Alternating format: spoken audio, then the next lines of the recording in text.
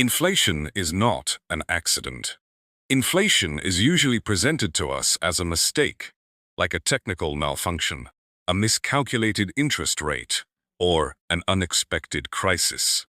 But history confronts us with a far more disturbing truth. Inflation almost never emerges by accident. Inflation is a choice, a form of governance, and most of the time, the hidden outcome of decisions that cannot be spoken about openly. When people are asked about inflation, they usually give the same answers. Supply chains broke down. Energy prices increased. There was a pandemic. A war broke out. Yes, all of these are true. But none of them are the final link in the chain of cause and effect. Because the real question is this: why does inflation always impoverish the same people, protect the same people, and empower the same people? To understand the answer to this question, we must begin not with numbers, but with human behavior. What is inflation? But really, everyone knows the technical definition: the general increase in price levels. But this definition is incomplete, because inflation is not just about prices. Inflation is the erosion of money's moral and social value over time. You wake up one morning, same salary, same job, but less life. This happens silently. It is not announced. It is not put to a referendum, but it is effective. When taxes are taken openly, people react, but inflation is invisible. No one tells you, today we took 10% of your purchasing power. But the result is the same. Why is inflation chosen? Look at the periods in history when inflation emerged. The conditions are always the same. Government spending has increased. The debt burden has grown. Raising taxes is politically impossible. Society is already tense. It is precisely at this point that inflation enters the scene.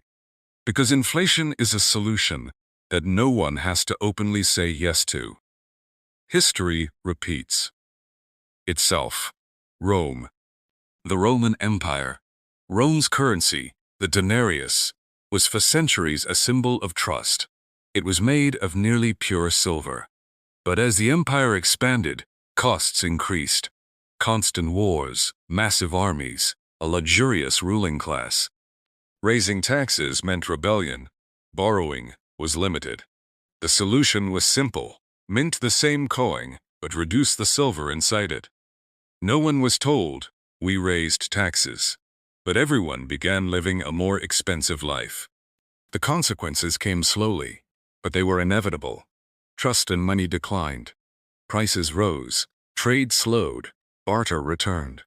Rome did not collapse overnight. But when money collapsed, the backbone of the state broke. The mirror of the modern world. Weimar Germany. Germany after the First World War. Drowned in debt, humiliated, destroyed. Raising taxes was impossible. Society had already collapsed. The solution was once again the same: printing money. At first, it seemed to work. Everyone had money in their pockets. But very quickly, money lost its meaning. Those who saved were wiped out. Debtors were rescued. The middle class was erased.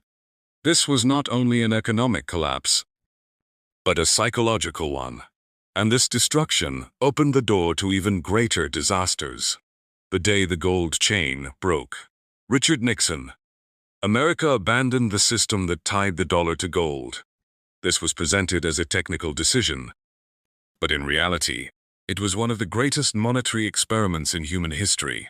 From that moment on, money was no longer tied to physical limits, based solely on trust. And trust is not infinite. From this point forward, inflation was no longer an exception, but the natural outcome of the system. Who does inflation hurt? Who does it protect? Inflation is not neutral. Those with debt benefit. Large asset holders are protected. Wage earners lose. Savers are punished. That is why inflation is not only an economic issue, but a moral one. because it reveals whether you reward labor or debt. Al-Ghazali's warning. Al-Ghazali, nearly 1,000 years ago, said something very clear. Money is not a mechanical tool. It is a moral ecosystem. This was not a metaphor. It was an observation. When the moral framework of money collapses, people turn to the short term. Speculation increases. Trust declines. Institutions weaken, and economies collapse, not because numbers fail, but because people stop believing in one another. Why is it more dangerous today? Rome was local. Weimar was national. Today, the system is global. At the same time, everywhere, high debt, monetary expansion, loss of trust. That is why even a small mistake can produce global consequences. The most dangerous aspect of inflation. Inflation feels good at first. Stock markets rise, nominal wages increase, debts seem to shrink. But this is an illusion. The reality is this: purchasing power quietly disappears. And when people finally realize it, the system has already moved to another stage. So, what is the solution? This is not investment advice. This is a lesson from history. History tells us this: focus on value, not money. Focus on productivity, not short-term gains. Watch incentives, not just numbers. Because civilizations do not collapse because of inflation. They collapse because of the loss of trust. Closing. Inflation is not an accident. It is a signal, a warning, a sign that a system has reached its limits. And history tells us this. Societies that ignore this signal end up learning the same lesson in a far more painful way. If this narrative gave you a different perspective, subscribe. Because the economic record does not only explain how money works, but how it transforms societies. Let's understand the silent screams of history together.